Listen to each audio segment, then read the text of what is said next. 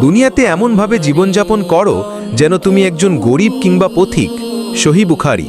হযরত মুহাম্মদ সাল্লাল্লাহু আলাইহি ওয়াসাল্লাম। ভালো লাগলে চ্যানেলটাকে সাবস্ক্রাইব করে রাখুন। যে মুমিন মানুষের সাথে মেশে এবং তাদের ঝামেলা সহ্য করে, মহান আল্লাহর দরবারের তাদের পুরস্কার ওই মুমিন অপেক্ষা বৃহৎ যে মানুষের সাথে মেশে না এবং তাদের ঝামেলাও সহ্য করে না।